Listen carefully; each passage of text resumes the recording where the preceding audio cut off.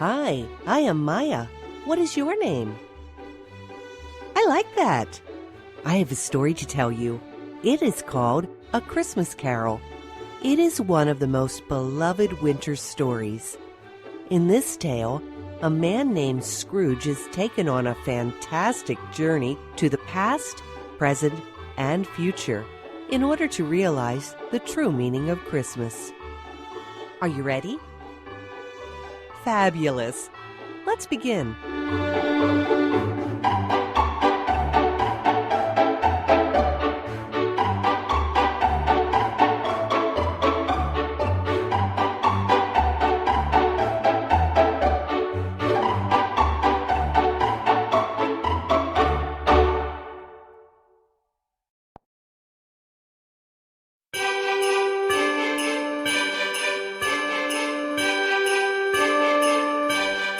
One Christmas Eve in the city of London, a greedy old man named Mr. Scrooge was counting his money when the door opened and a blast of cold air blew down his coins.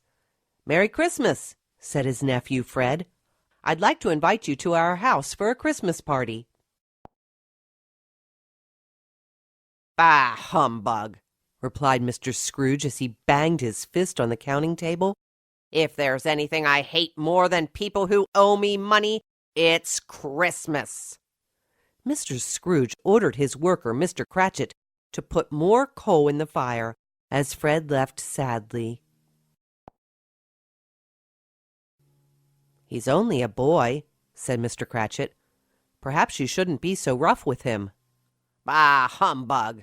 Mr. Scrooge yelled. "Just for that, no raise this year. And no leaving early." A tear slipped out from Mr. Cratchit's eye. "I'm going home," Mr. Scrooge grumbled. "I don't care if it's Christmas Eve. You're going to have to stay until all the money is counted." The door slammed behind Mr. Scrooge as he entered the busy street.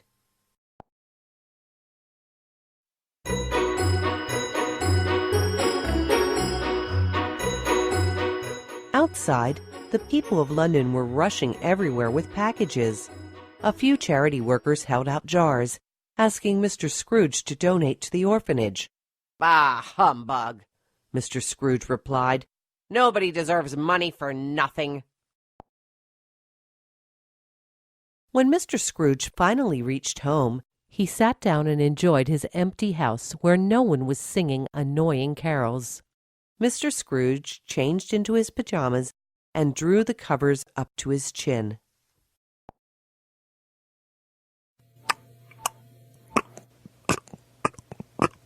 As he blew out his candle, Mr. Scrooge heard a clunking noise in the hallway.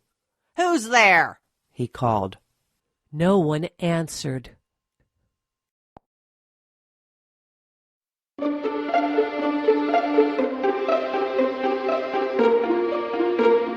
Suddenly, the figure of his old worker, Mr. Marley, appeared.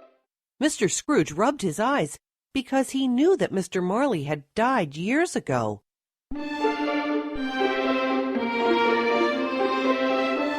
There was a ghost in his house.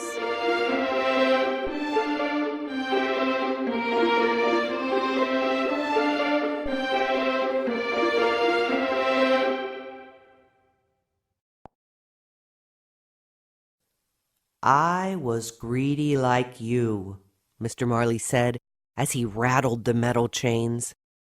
"And if you don't change your ways, you'll end up like me." Mr. Scrooge laughed. "I must be dreaming." He closed his eyes and fell back asleep. When the clock chimed 1, another ghost appeared and woke up Mr. Scrooge. "I am the ghost of Christmas past," said a strange-looking figure. This time, the ghost carried him out the window and toward a familiar house.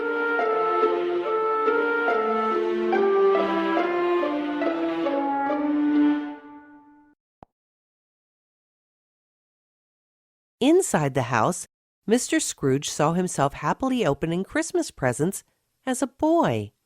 It was a memory he had forgotten, and for a moment made him happy again. Suddenly, Scrooge realized he was smiling and quickly let out a "Bah, humbug!" A moment later, Scrooge found himself back inside his cold bed. "Must have been another dream," he thought. He pulled the covers over his head and tried to fall back asleep. Mr. Scrooge was awakened next by another strange-looking figure. "I am the ghost of Christmas now," said the creature. Quickly, Scrooge was being pulled toward the streets of London.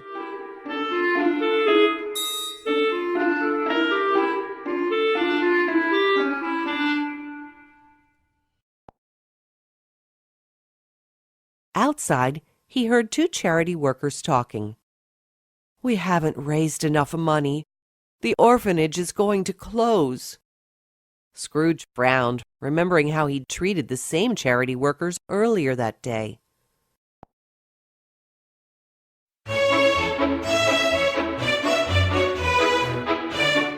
Next, the ghost of Christmas Now led him to the Cratchits' home, where a thin boy wobbled on crutches. "I'm finally home," said Mr. Cratchit as his children ran to hug him. "But I'm sorry. There will be no raise this year. I don't know how we can afford medicine for Tim." "Take me back home," Mr. Scrooge insisted. "I can't watch any more of this."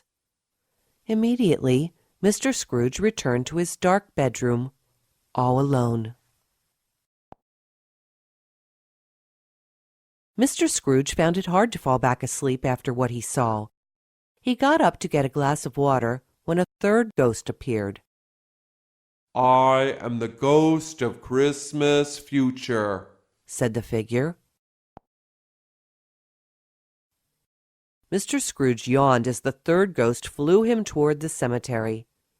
There, he saw the future grave of Mr. Cratchit's son Tim, where his loving family sang and placed flowers on the grave. "Tim died because his father, your worker, wasn't paid enough to buy medicine," said the ghost of Christmas future. In the corner of the cemetery, Mr. Scrooge also noticed a lonely grave that was not well cared for. He moved closer and saw it was his own grave. "Not one person has come to visit your tombstone," said the ghost. "In fact, I can't think of anyone who even remembers you now." A chill went through Mr. Scrooge's body. Was it possible that no one would miss him when he died? "I must change my ways, or this is my future," realized Mr. Scrooge.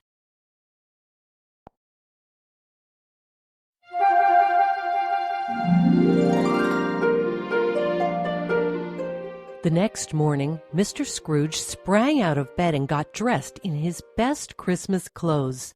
On his way to his nephew's Christmas party, he dropped a large bag of coins onto the orphanage steps. He also ordered a plump turkey to be sent to the Cratchit family.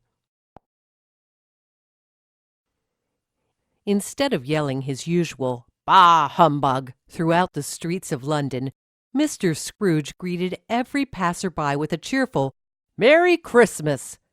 He was welcomed by his nephew Fred and all of his relatives at the party.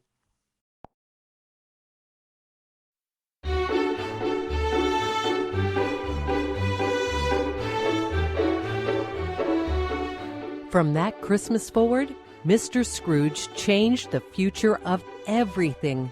The orphanage stayed open, Mr. Cratchit got his raise, and Tiny Tim got the medicine he needed. As for Mr. Scrooge, there's hardly a child or adult today who doesn't remember his story.